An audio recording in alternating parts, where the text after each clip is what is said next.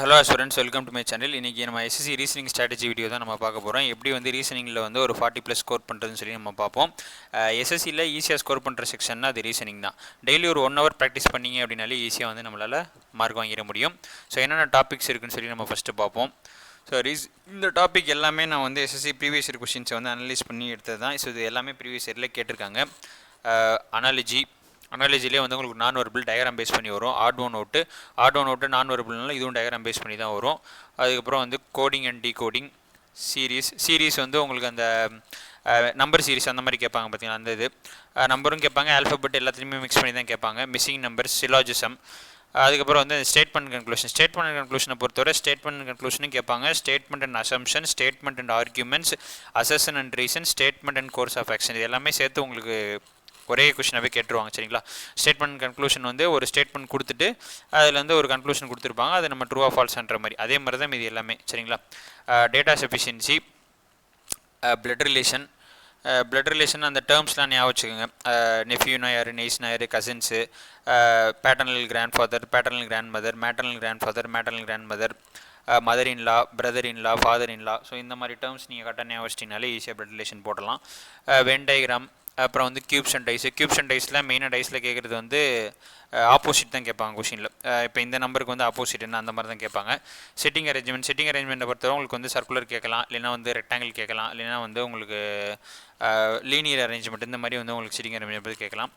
Distance and டைரக்ஷனை பொறுத்தவரை அந்த clockwise direction, anticlockwise, right turn, left turn, ஒரு இதுக்கு நடுவில் எத்தனை டிகிரி இருக்குது. இப்போ அதாவது இப்போ நார்த்து டிஸ்டன்ஸ் அண்ட் டைரக்ஷனில் வந்து உங்களுக்கு இது வந்து நார்த்து, இது வந்து ஈஸ்ட்டு, இது வந்து வெஸ்ட்டு, இது வந்து சவுத் அப்படின்னா இதோடைய ஆங்கிள் வந்து 90 டிகிரி. ஸோ எல்லாமே 90 டிகிரி இருக்கும். இதில் நடுவில் இந்த நார்த் ஈஸ்ட் அப்படின்றது வந்து பார்த்திங்க அப்படின்னா 90 டிகிரியில் பாதி 45 டிகிரி, இது 45 டிகிரி, இது 45 டிகிரி, இந்த மாதிரி இதெல்லாம் நீங்கள் வச்சுக்கோங்க. அதுக்கப்புறம் வந்து அரித்மெட்டிக் ரீசனிங், மேத்தமெட்டிக்கல் ஆப்ரேஷன்ஸ் அப்படின்றது ஒன்றில் போர்ட் மாஸ்டர் ரூலை பேஸ் பண்ணி வரும். அரித்மெட்டிக் ரீசனிங் அப்படின்றது வென் டயக்ராமை பேஸ் பண்ணி, ஆவரேஜில் ஏஜை பேஸ் பண்ணி, நம்பர்ஸில் கேல்குலேஷனை பேஸ் பண்ணி கேட்பாங்க.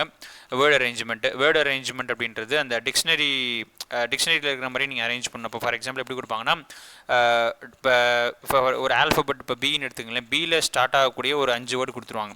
அந்த 5 வேர்டில் இப்போ ஃபஸ்ட்டு வேர்டு வந்து பிஐன்னு ஆரம்பிக்குது, செகண்ட் வேர்டு பிஏன்னு ஆரம்பிக்குதுன்னா இது வந்து நீங்கள் வந்து டிக்ஷனரி ஃபார்மெட்டில் நீங்கள் டிக்ஷனரி ஃபார்மெட்டில் நீங்கள் அரேஞ்ச் பண்ணணும். அப்படி பார்க்கும்போது டிக்ஷனரியில் ஃபஸ்ட்டு பிக்கு அப்புறம் ஆல்ஃபபெட்டில் பிஏ தான் வரும், அதுக்கப்புறம் தான் பிஐ வரும். அந்த மாதிரி நீங்கள் அரேஞ்ச் பண்ணுறது. சரிங்களா?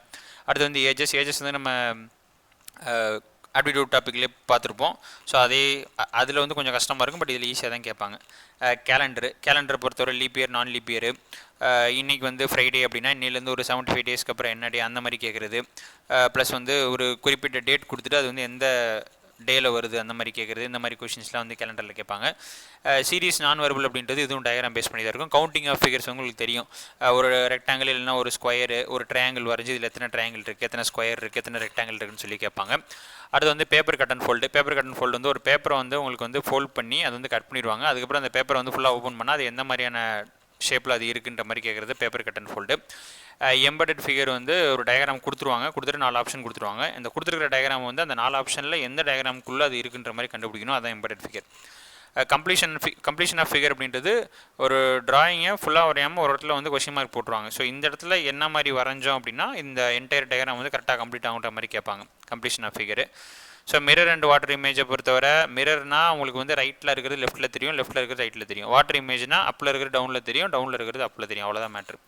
அப்புறம் வந்து ஆர்டர் அண்ட் ரேங்கிங் வந்து ஒரு கிளாஸில் வந்து ஒரு இத்தனை பேர் கிளாஸில் வந்து மொத்தமாக ஒரு 60 பேர் இருக்காங்க. அதில் வந்து இப்போ ஃபார் எக்ஸாம்பிள் பர்சன் ஏ அப்படின்றவங்க வந்து ரைட்லேருந்து இத்தனாவது ரேங்க் வாங்கியிருக்காங்க, லெஃப்ட்லேருந்து இத்தனாவது ரேங்க் வாங்கியிருக்காங்க, இப்போ டோட்டலாக எத்தனை பேர் அந்த மாதிரி கேட்குறது ஆர்டர் அண்ட் ரேங்கிங். இன்இக்வாலிட்டி வந்து பேங்கிங் எக்ஸாம்பிளில் நீங்கள் பார்த்துருப்பீங்க, பட் இப்போ எஸ்எஸ்சிலையுமே கேட்க ஆரம்பிச்சிட்டாங்க இன்இக்வாலிட்டி. அதே மாதிரி இன்புட் அவுட்புட்டும் உங்களுக்கு பேங்கிங்கில் கேட்டுட்டு இருந்தது, இப்போ எஸ்எஸ்சிலையும் கேட்க ஆரம்பிச்சிட்டாங்க. சரிங்களா? இதை நீங்கள் பார்த்துக்குங்க. இது வந்து வேர்ட் ஃபார்மேஷன் அப்படின்றது ஒரு குறிப்பிட்ட வேர்டு கொடுத்துருவாங்க. இப்போ அந்த வேர்டு வந்து எத்தனை லெட்டர் இருக்கோ அந்த லெட்டர்லேருந்து குறிப்பிட்ட லெட்டரை மட்டும் எடுத்து ஏதாவது ஒரு வேர்டு ஃபார்ம் பண்ண முடியுமா நியூவா அப்படின்ற மாதிரி கேட்குறது வேர்ட் ஃபார்மேஷன். பசில் வந்து இதுவும் பேங்க்கில் வந்து கேட்டுக்கிட்டு இருந்தது. பேங்க்கில் வந்து கொஞ்சம் பசில் வந்து ரொம்ப கஷ்டமாக இருக்கும். நம்ம இதில் வந்து கொஞ்சம் ஈஸியாக தான் கேட்பாங்க எஸ்எஸ்சியை பொறுத்தவரை. அந்த floor based puzzle, box based puzzle இந்த மாதிரி இதெல்லாம் வந்து கேட்பாங்க சரிங்களா. ஸோ டெசிஷன் மேக்கிங்கிறது இதெல்லாம் நீங்கள் லாஜிக்காக திங்க் பண்ணாலே போதும். டெசிஷன் மேக்கிங் ப்ளஸ் அதே மாதிரி இந்த ஸ்டேட்மெண்ட் அண்ட் கன்க்ளூஷன் இந்த எல்லாமே இந்த ஸ்டேட்மெண்ட் அண்ட் அசம்ஷன் எல்லாமே நீங்கள் வந்து லாஜிக்காக திங்க் பண்ணிங்கனாலே ஈஸியாக நீங்கள் போட்டுடலாம் சரிங்களா. ஸோ இவ்வளோ தான் டாபிக்ஸு. இந்த டாபிக்ஸை வந்து நீங்கள் ஃபுல்லாக கவர் பண்ணிடுங்க. இதில் வந்து நீங்கள் புக்ஸ் வந்து பார்த்தீங்க அப்படின்னா உங்களுக்கு கான்செப்ட் தெரியணும் அப்படின்னா நீங்கள் reasoning concept king by Gagan Pratap sir வந்து புக்கு போட்டுருப்பாரு. அந்த புக்கை நீங்கள் ஃபாலோ பண்ணிக்கலாம். நம்மளுக்கு வந்து இந்த வருஷத்துலேருந்து செக்ஷனல் டைமிங் வந்து கொண்டு வந்துட்டாங்க. ஸோ 25 கொஷின்ஸ் வந்து 15 மினிட்ஸில் போட்டு ஆகணும் சரிங்களா. ப்ரீவியஸ் இயர் கொஷின்ஸ் வந்து நீங்கள் ப்ராக்டிஸ் பண்ணுறதுக்கு பினக்கிள் 8th எடிஷனை யூஸ் பண்ணிக்கலாம். நான் ஆல்ரெடி போன அந்த மேக்ஸ் ஸ்ட்ராட்டஜி வீடியோவில் சொல்லியிருப்பேன். இந்த பினக்கிள் 8th எடிஷனில் ஃபுல்லாகவே வந்து பார்த்திங்கன்னா வெறும் போன CGL 2025 and selection post exams மட்டும் தான் கவர் பண்ணியிருப்பாங்க. ரிமைனிங் நடந்த எக்ஸாம்ஸ் அந்த புக்கில் இருக்காது. ஸோ அது வேணும் அப்படின்னா நீங்கள் யூடியூப்பில் போய் ஷிஃப்ட் வைஸ் நீங்கள் அடித்து எக்ஸாம் வைஸ் அடித்து நீங்கள் எடுத்து பார்த்து படிச்சுங்க. யூடியூப்பில் அவைலபிளாக இருக்குது சரிங்களா. பார்த்துங்க.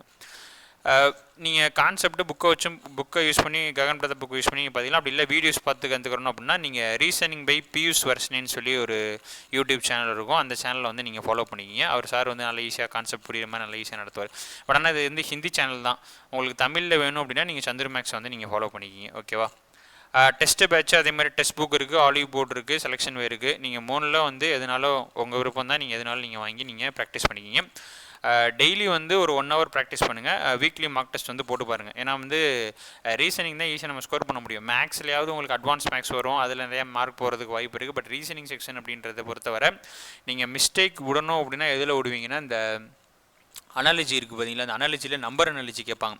நம்மளால் வந்து அந்த குறிப்பிட்ட டயத்துக்குள்ளே அந்த நம்பர் அனாலஜியோட அந்த என்ன அனாலஜியை பேஸ் பண்ணி அந்த நம்பர் இருக்குன்றது கண்டுபிடிக்கிறது கொஞ்சம் கஷ்டமாக இருக்கும். இப்போ முதலாவது உங்களுக்கு மொத்தமாக வந்து 1 hour, அந்த 1 hourல நம்ம மொத்தமாக இது பண்ணால் போதும். பட் இப்போ வந்து செக்ஷனல் டைமிங் வந்து கொண்டு வந்துட்டாங்க.